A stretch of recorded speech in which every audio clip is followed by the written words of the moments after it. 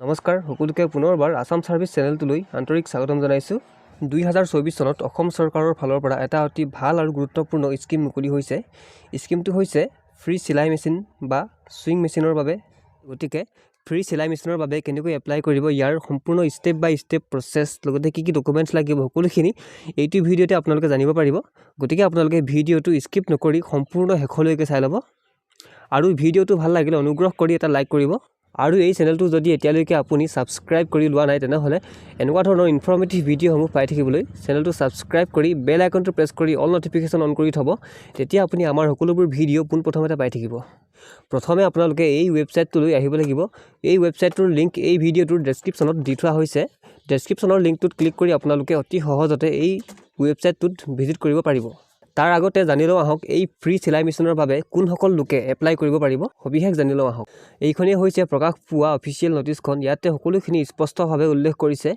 ইয়াতে লিখিছে অসম সংখ্যালঘু উন্নয়ন বৰ্ডৰ তৰফৰ পৰা 2023-24 বিত্তীয় বৰ্ষৰ বাবে নিম্নলিখিত সামগ্ৰী বিতৰণৰ বাবে অৰ্থ সাহায্যৰে অসমৰ স্থায়ী বাসিন্দাৰ অধিসূচিত ধৰ্মীয় সংখ্যালঘু মুছলিম খ্ৰীষ্টান শিখ বৌদ্ধ জৈন আৰু পাৰ্চী সম্প্ৰদায়ৰ বাবে ই-ৰিক্সা মুঠ খৰচৰ 80% চৰকাৰী অনুদান আৰু 20% হিতাধিকাৰীয়ে বহন কৰিব লাগিব আৰু সুইং মেচিন বা সিলাই মেচিন ফেশন ডিজাইন মেচিন লগতে automatic paper plate making machine ইত্যাদি সামগ্ৰী সম্পূৰ্ণ বিনামূলীয়াকৈ বিতৰণৰ বাবে আবেদন বিচৰা হৈছে অৰ্থাৎ এই আঁচনিখন হিন্দু সম্প্ৰদায়ৰ লোকৰ বাবে নহয় হিন্দু সম্প্ৰদায়ৰ বাহিৰে মুছলিম খ্ৰীষ্টান শিখ বৌদ্ধ জৈন আৰু পাৰ্চী সম্প্ৰদায়ৰ যিকোনো লোকে এই স্কিমটোৰ বাবে এপ্লাই কৰিব পাৰিব এতিয়া বহুতে কমেন্ট কৰিব পাৰে যে হিন্দুসকলে কিয় এপ্লাই কৰিব নোৱাৰে কেৱল মুছলিম খ্ৰীষ্টান শিখ বৌদ্ধ জৈন আৰু পাৰ্চী সকলেহে এপ্লাই কৰিব পাৰে নেকি ইয়াৰ কাৰণটো হৈছে এই স্কিমটোৱে তেনেকুৱা অসম সংখ্যালঘু উন্নয়ন বৰ্ডৰ তৰফৰ পৰা যেহেতু এই স্কিমটো মুকলি কৰা হৈছে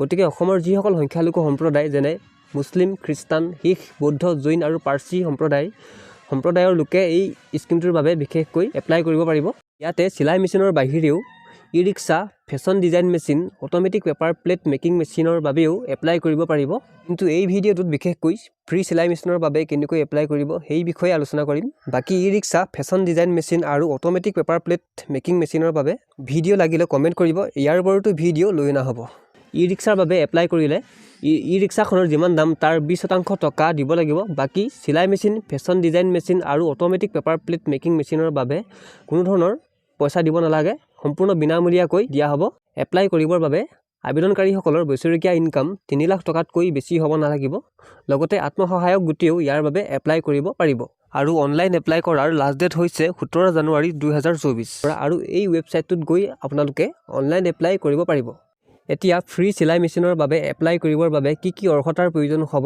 জানি লও আহক আবেদনকাৰীসকল ধৰ্মীয় সংখ্যালঘু সম্প্ৰদায়ৰ লগতে মহিলা হ'ব লাগিব আবেদনকাৰী কমেও পঞ্চম শ্ৰেণী উত্তীৰ্ণ হ'ব লাগিব আবেদনকাৰীৰ বয়স 18 পৰা 50 বছৰৰ ভিতৰত হ'ব লাগিব আবেদনকাৰীৰ ঘৰৰ ঠিকনাৰ প্ৰমাণপত্ৰ গাঁও পঞ্চায়ত বা পৌৰ নিগম বা টাউন কমিটিৰ কৰ্তৃপক্ষৰ পৰা ল'ব লাগিব আবেদনকাৰীৰ ভোটাৰ কাৰ্ডৰ লগতে যিকোনো পৰিচয় প্ৰমাণপত্ৰ দিব লাগিব লগতে আবেদনকাৰীৰ ইনকাম সাৰ্টিফিকেট প্ৰয়োজন হ'ব এপ্লাই কৰিবৰ বাবে আপোনালোকে এই ৱেবছাইটটোলৈ আহিব লাগিব ৱেবছাইটটোৰ লিংক এই ভিডিওটোৰ ডেসক্ৰিপচনত দি থোৱা হৈছে ইয়াৰ পাছত তললৈ স্ক্ৰল ডাউন কৰিব আৰু যদিহে আপোনালোকে আত্মসহায়ক গোটৰ ফালৰ পৰা এপ্লাই কৰিব বিচাৰে তেনেহলে আপোনালোকে প্ৰথম যেটো অপচন SHG ফৰ্ম ফিলআপত ক্লিক কৰিব আৰু যদিহে ব্যক্তিগতভাৱে এপ্লাই কৰিব বিচাৰে তেনেহলে কেণ্ডিডেট ফৰ্ম ফিলআপত ক্লিক কৰিব মই এতিয়া কেণ্ডিডেট ফৰ্ম ফিলআপত ক্লিক কৰিছো ক্লিক কৰাৰ লগে লগে এনেকৈ পেজটো ওপেন হ'ব ইয়াত আপোনালোকে কিহৰ বাবে এপ্লাই কৰিব সিলেক্ট কৰিব লাগিব ইয়াতে ক্লিক কৰিব ক্লিক কৰাৰ লগে লগে তিনিটা অপচন দেখিবলৈ পাব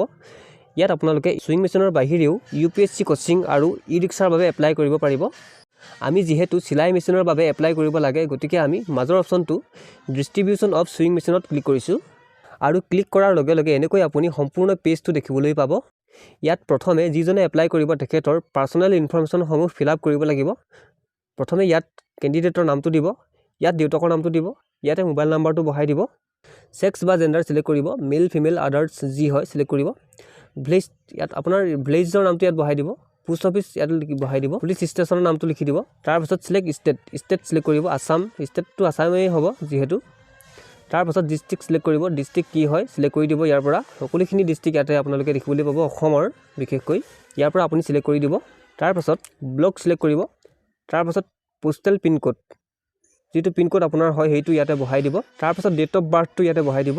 তাৰপাছত ইয়াত আধাৰ নাম্বাৰটো বহাই দিব।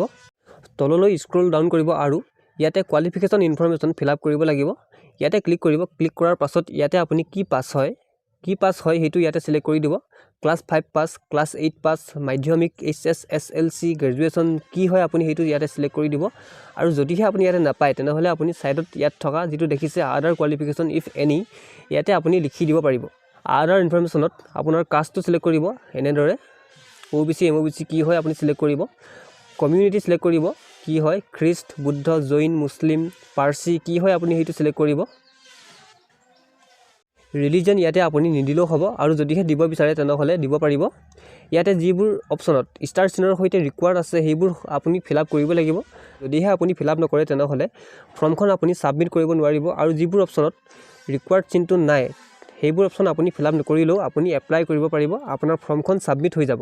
ইয়াত ৰিলিজন অপশ্যনটোত যিহেতু ষ্টাৰ চিনৰ সৈতে ৰিকুৱাৰ্ড অপশ্যনটো নাই গতিকে আপুনি এইটো ফিল আপ নকৰিলেও আপুনি এপ্লাই কৰিব পাৰিব। ইয়াৰ পাছত প্ৰিভিয়াছ ট্ৰেইনিং যদি আপোনাৰ আছে তেনেহ'লে চিলেক্ট কৰিব। থাকিলে য়েছ দিব, নাথাকিলে নো দিব। স্ক্ৰল ডাউন কৰিব আৰু 1 জানুৱাৰী 2024লৈকে আপোনাৰ বয়স কিমান হৈছে সেইটো ইয়াতে বহাই দিব।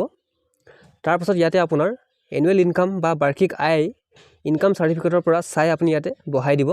তাৰপাছত ডকুমেণ্ট আপলোড কৰিব লাগিব।